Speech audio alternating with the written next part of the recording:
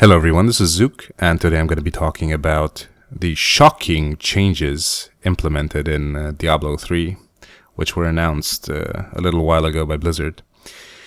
And if there's time, I'm going to approach the whole Mists of Pandaria issue and the direction that Blizzard is taking regarding their games and their marketing. But let's start with Diablo. I've always liked Diablo. I'm a big fan. I played all the Diablos that they've put out so far. I've done just about everything there was to do in the game. So I'm rather experienced when it comes to it. I know what I'm talking about. And I'm personally looking very much forward to Diablo 3. Because it's going to be nice from what I can see. It's going to be one of those games that you play for many, many years. And WoW used to be one of those games for me, but I lost interest. So Diablo right now is my only hope to get back into hardcore gaming. But I've read on forums and on various websites that the community is in an absolute uproar regarding the whole auction house issue. For those of you that aren't up to date with the news, what Blizzard said is that they're going to implement an auction house that uses real-life currency for the purchase of items and in-game gold. But they will also have an auction house that uses in-game gold for the purchase of items. And people claim that this whole real money auction house is going to destroy the game, that it's going to suck ass, that it's going to end the world as we know it. So everyone is like super pissed about it. And my question is, why? You know, people that have played Diablo, people that have actually played Diablo for real, that have gotten a character to level 99 and did everything there was to do, I hope at least that they realize that this is a positive thing. Because I've done that before. And once you reach a certain level in Diablo, you're faced with a lot of negative elements. You have people botting. And I'm talking about like hardcore botting, not the hunters you see in World of Warcraft farming chump change and peanuts. I'm talking about people like botting their asses off in the most horrible way possible. You have people duping items, and they dupe items that sell for a lot of money. Sorry about the ambulance, they're coming to get me. They have people using all sorts of illegal shit, scripts, bots, whatever, to gain an unfair advantage over people that want to play the game like normal, like you normally should. So, my question to the people complaining so much about the auction house is, have you actually ever played Diablo? Because I have, and I think that what Blizzard is doing right now is a very much welcome change. Let's approach the topic saying that rich kids are going to get an unfair advantage over normal players. I don't think so. And you know why? It's because even if the rich kids buy their items, they're not going to be able to do anything with them. They still have to wait for everyone to get to their level and have the same items as them before they can group up and do some real content. Rich kids buying their items isn't the problem with Diablo. If someone decides to just play the game mindlessly and not actually get better at it and buys their items and doesn't actually farm for them and do the proper content for them and learn the fights, etc., then they're going to be stupid noobs with good gear. I've personally contributed to the kicking of dozens of stupid noobs with good gear along the years in World of Warcraft. I've played at the highest rating tier possible. I've been present for 24 world firsts at least. And I know how bad players are with good gear. I'm very much familiar with them. Back in the day, when I actually had a saying in things, we used to recruit a lot for progress. We recruited many, many class leaders, officers, whatevers, from many different guilds and from many different servers. Most of them did not survive one raid. Gear does not make a player. It's skill that makes a player. You can have the best gear in the world. If you're an imbecile, nobody's going to like you and you're not going to get anywhere. And I think that concept is going to be transferred into Diablo as well. Because from what I can understand, Diablo will have more group-based content and party-based content than Diablo 2 had in the past. Therefore, someone that actually plays the game and is good at it, he might group up with you if you have good gear, but he's gonna kick you instantly once he realizes that you're a complete imbecile. I'm pretty sure that that's how it's gonna be. So, in my opinion, the fact that rich kids are gonna sit there buying their gear over and over isn't really gonna ruin the game for anyone else except for them. Also, Blizzard stated clearly that there is going to be a level cap on these items. So you can't just make a character, go to the auction house and buy your gear. You have to actually play the game and get levels to be able to purchase the gear, just like in World of Warcraft. So it's not really that bad, guys. It really isn't. Now let's take another example. Let's say Bob works for 8 hours a day and Joe is a kid that has no job, no school, and he just sits there playing games 16 hours a day. Now let's say Bob makes $20 an hour. By the end of his shift, he will have made $160. Now let's say Joe sits there and plays 16 hours, but doesn't get lucky and doesn't get an item to drop for him.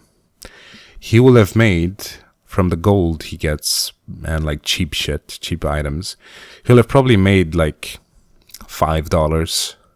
And even if he does get an item, it's probably not going to sell for more than $5, maximum 10.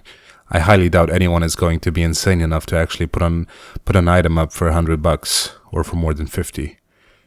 And even more so, I can't imagine anyone crazy enough to actually pay that much for it. So let's talk about like, mid-level items that would probably sell for around $5-10. If I were Bob and I came home and I really like Diablo, and I really, don't really have time to play it as much as Joe does, but I want to be good at it and I want to have an item that'll make my life much easier in game, then I would be willing to actually dish out the $10 to buy something. Or if I didn't have time to buy gold to farm gold and I wanted to buy an item from the auction house that uses gold, then sure, I would pay $5 for 10,000 gold or however much it's gonna be. I mean, why the hell not? In my opinion, it comes down to how much you're actually enjoying the game and how much effort you're willing to put into it. Because the effort that you put into real life work, you can transfer that to the game if you care as much about it as you claim you do. If you didn't, you wouldn't care that there's an auction house for real life money. You would just not give a shit. You would just go about your business and be casual for the rest of your life. But if you actually want to somewhat keep up with everyone else that does not have a job or has nothing else to do except play Diablo, then why not pay real life money? I personally know people that are raiders, like hardcore raiders that were in my guild, that spent all their free time farming in World of Warcraft and sold all the gold that they farmed. I actually know a guy that managed to pay for a 2-week vacation with money that he got from selling gold in WoW. And the way he procured this money is by using dupe scripts and crashing the server so he could dupe items, which he later on sold on the auction house for tens of thousands of gold. So the fact that Blizzard is going to legalize the trading of gold and items for real money is, in my opinion, a good thing.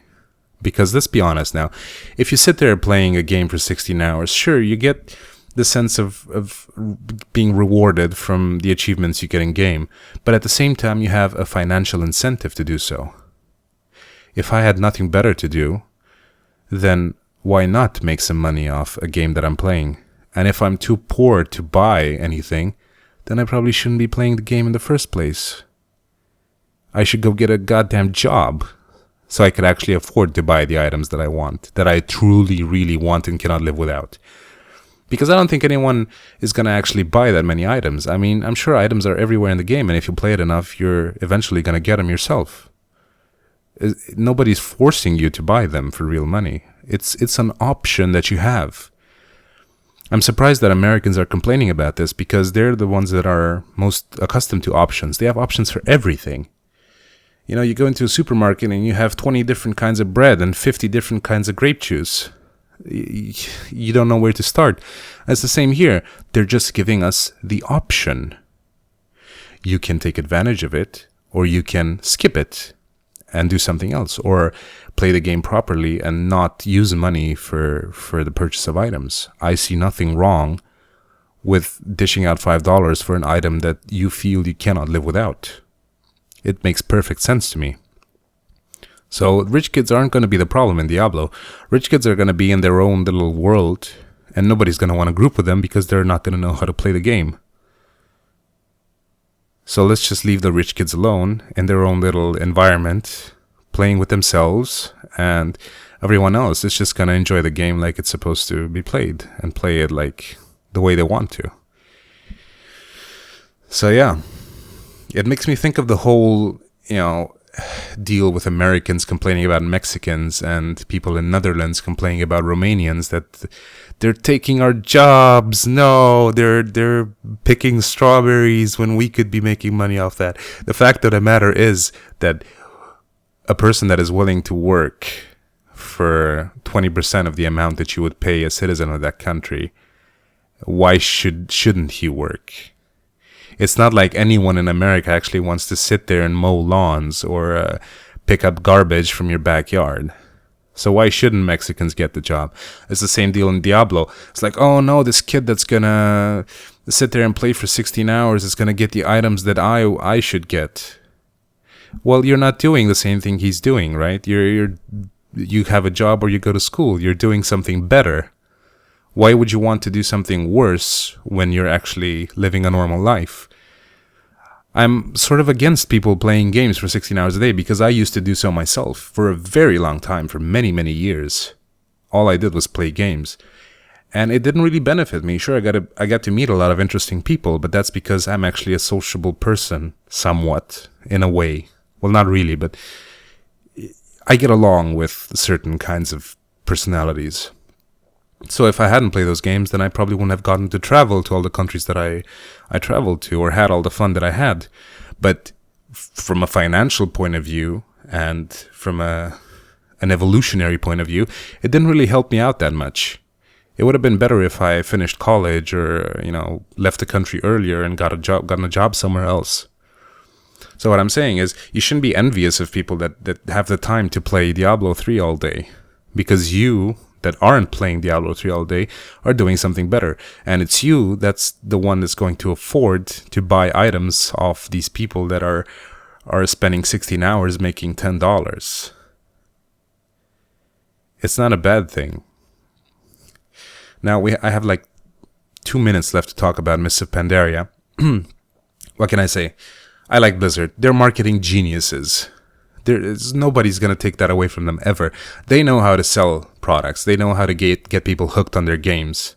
So, in essence, I'm not sure how much of this whole Titan issue is real and how much is fictional, but the fact that they're actually planning another expansion, sure, for some people it might feel like filler content, but it's a game, it's new content. Why should it be a bad thing? You can play it or you can not play it. I choose to not play it, but I don't hate on it. I'm sure there are people that still have fun in World of Warcraft, or people that are even like starting out now. I've personally been playing the game for 7 years. So I have close to no interest in it at all anymore, except for the fact that the characters look cool and their art department, as always, is composed of brilliant people, very creative and very original. But I don't think Mists of Pandaria is going to be a bad thing. It's up to you whether you want to pay the $15 a month to play it or not. So sure, they're a games company. They have to make something. They have to pay their employees for creating something. You can't just end the game like that. You for a game like World of Warcraft, which is a game with tradition, it's one of the longer lasting games that we know of. They have to make a spectacular exit and a smooth transition to their new MMO. So maybe I'll try it, maybe I won't. I'm not sure yet, but I think it's good what they're doing. They're